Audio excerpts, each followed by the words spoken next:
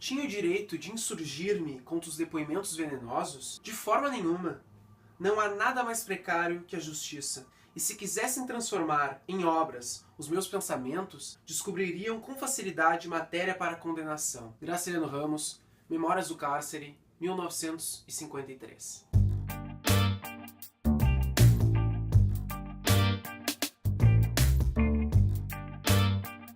E aí pessoal, mais um vídeo do nosso canal, e hoje a gente vai falar sobre um assunto que está muito em alta, que é a ligação do judiciário com a política. Como é que o judiciário atua na política e como é que a política atua no judiciário. Bom, para começar, o ordenamento jurídico é a única coisa que nos impede de entrar e de permanecer na barbárie. A própria teoria da Constituição, ela serve para isso, ou seja, a Constituição é uma maneira de barrar o poder do Estado e limitar esse poder, tornar esse poder mais tangível para todo mundo. Falando sobre a nossa época, então, a Constituição que está em vigor é de 88, uma Constituição que foi promulgada, foi debatida em Congresso, ou seja, o poder de fato saiu do povo, pelo menos na teoria, saiu do povo, foi debatido e a gente decidiu uma Carta Magna, uma Constituição que limitaria os poderes para a gente poder sair pelo pressuposto da barbárie, né? Ou seja, há uma norma jurídica para manter tudo nos seus devidos lugares como a gente quis, como a soberania popular desejou. Antes de começar a discutir o assunto propriamente dito, quero avisar que eu não sou jurista, a minha formação não é essa, mas de novo, esse canal aqui é um canal que a gente tenta buscar as coisas para trazer e analisar as situações. A ciência jurídica tampouco é uma ciência exata, né? Se a gente pegar, por exemplo, os tribunais, o próprio Supremo Tribunal Federal é colegiado, é o órgão com várias pessoas, com vários ministros, que decidem, ou seja, votam naquelas decisões. Se vê aí que a ciência jurídica não é uma ciência exata. No final das contas, a gente está falando aqui de abusos constitucionais feitos sobre uma marca legalista. Ou seja, tá lá na Constituição, a gente está fazendo isso porque tá lá, né? Sendo que isso depende de uma interpretação, depende de um espírito da época, depende da opinião pública, e a gente pode acabar fazendo com que a Constituição seja, mesmo que ela não seja autoritária, se torne mais autoritária. E nisso, Getúlio Vargas mostrou muito bem como funcionou. Mas em 1977, dali pra frente, mas antes também a gente vai ver como. O livro que a gente vai trazer hoje é o Memórias do Cárcere, do Graciliano Ramos, um livro de 53, talvez seja o primeiro livro de memórias que a gente traga aqui, e ele se pretende verossímil, né?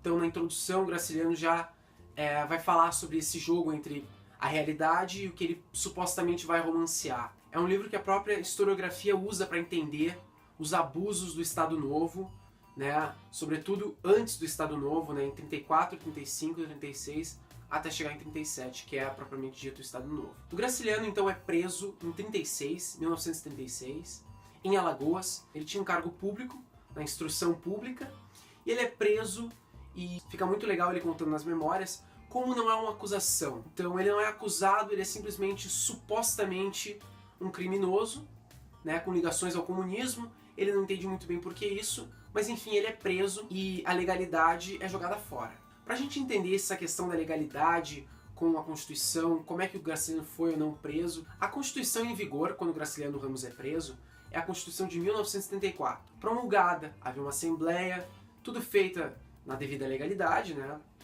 Até onde se sabe, e ela era baseada na Constituição de Weimar, de 19, que era uma Constituição que é um marco no constitucionalismo, uma Constituição que traz coisas diferentes do que era comumente aceito nas Constituições. Então é uma Constituição moderna nesse sentido, que não admitia, portanto, os abusos que Vargas cometeu. Então a pergunta que fica, como a Constituição moderna, que introduziu o habeas corpus, por exemplo, como é que Graciliano pôde ser preso sem ser acusado? Como é que foi isso? Como é que aconteceu isso? Bom, na história brasileira, em 35, houve a intentona comunista, que foi uma tentativa, né, de pegar o poder, e supostamente pelos comunistas, e o Vargas recrudesce o governo e consegue, em 35 mesmo, decretar o estado de sitio. Ou seja, a partir de agora entram novas responsabilidades para o Poder Executivo. Não é mais o estado normal que a Constituição de 34 previa.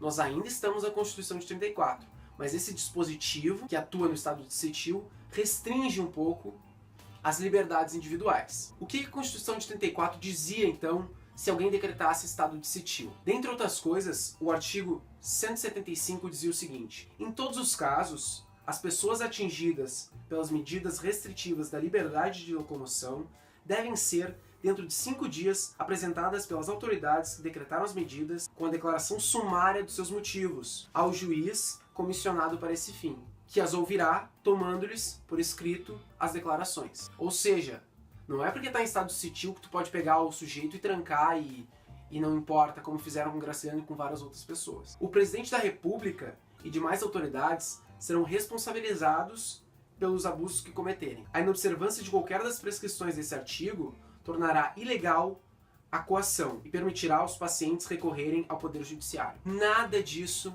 que estava expresso na Constituição foi respeitado pelo Vargas. Ah, mas a Constituição foi... tinha Constituição, mas ele não respeitou. Ou seja, não é porque é uma Constituição que um governo não pode se tornar autoritário. Isso é uma lenda, então. Pela história a gente vê que isso não condiz com a realidade. O Graciliano, acerca desse ponto, diz o seguinte: até nos países inteiramente fascistas, ela, a sangueira pública essa, exigia aparência de legalidade, ainda se receava a opinião pública. Ou seja, aqui no Brasil parece que mesmo Estado Novo, antes do Estado Novo ainda, as coisas já foram feitas passando por cima da Constituição e ela estava lá, escritinha, bonitinha, tudo certo. Ele fala ainda uma coisa: a judicatura, o judiciário, servia de espantalho. A repetição de minúcias, a sisudez, a lentidão, a redundância, a língua arcaica davam aquilo um ar de velhice e estabilidade. Ou seja, o judiciário estava lá, mas ele não entrava onde deveria. Por exemplo, acerca do habeas corpus, o Graciliano diz o seguinte: o advogado Nunes Leite impetrara habeas corpus a favor de alguns presos políticos. Recurso inútil, evidentemente. Agora a toga não se arriscaria, considerando isto ou aquilo, assinar um mandato de soltura. Ou seja, e aí? Tá na Constituição, mas eles não se projetam frente aos problemas. E lembrando que a Constituição de 84, ela prevê o habeas corpus. Qual o problema desses desmandos, então? É que o Vargas vai criando, nesse medo da intentona comunista, com a opinião pública, tentando manipular essa opinião pública, ele vai criando uma legalidade por trás. Por exemplo, ele decreta o Tribunal de Segurança Nacional, o TSN. O que é esse tribunal? É um tribunal que ele julga os seus inimigos. Então esses juízes, eles são nomeados livremente pelo presidente. E então agora está constitucionalizado. Agora tu pode realmente julgar os seus inimigos como tu queria, sem a legalidade. Sem aquilo, voltando, que nos torna civilizados minimamente para poder andar por aí sem ser preso do nada. Então o Graciliano, nesse livro, nos ajuda a ver esses desmandos do Vargas, desse governo que está encaminhando esse estado totalitário. A gente tem que lembrar que em 37 é outorgada uma Constituição. Então o Vargas, depois de tudo que ele fez, com essa... todo mundo sabia que aquilo estava meio ilegal, mas as pessoas meio que deixaram passar. Em 37 ele realmente faz tudo aquilo ser legal. Ele diz assim: não, agora tudo aquilo que eu fiz está legal. Ou seja, nós estávamos numa ordem constitucional, livre, democrática, pelos padrões da época, e dentro dela ele conseguiu subverter essa ordem, e depois em 37 ainda legalizou tudo que ele fez e começou a mandar por decreto. Mostrando como então, o que a gente estava falando no começo, o Estado pode se tornar totalitário dentro de uma norma jurídica. Para a gente trazer um exemplo, a gente poderia, por exemplo, pegar a história do Lula sendo nomeado para ministro e do Moreira Franco também sendo nomeado para ministro. O que aconteceu? A Constituição dizia ali: o presidente é livre para nomear um sujeito com seus direitos políticos ilibados, enfim. Nada restringia o Lula de ser ministro. Se é politicamente inteligente, se não é, isso é outra coisa. Mas a Constituição era clara. Não teria nenhum motivo para ele não ser ministro. O Moreira Franco também. O erro não foi o Moreira Franco ser ministro. Ele também está na mesma coisa. Ele não é réu, ele é investigado. O erro foi o Lula não ter sido ministro. Então a gente vê que mesmo a Constituição, mas não é constitucional. Pois é, ela é interpretada diferente.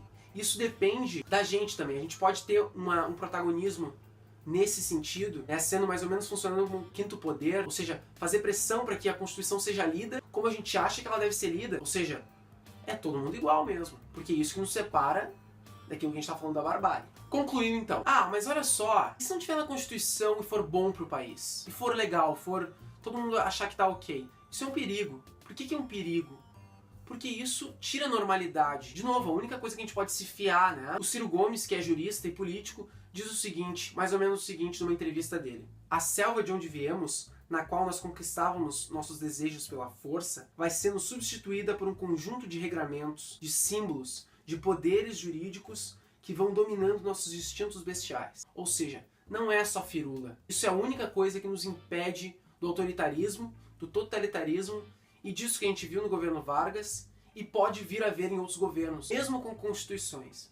A Constituição é um papel, é um documento e que, se não for respeitado, não passa de um papel, de um documento. A gente rasga ou finge que não lê, enfim, toca fora. Então é isso, pessoal. Esse foi o nosso vídeo.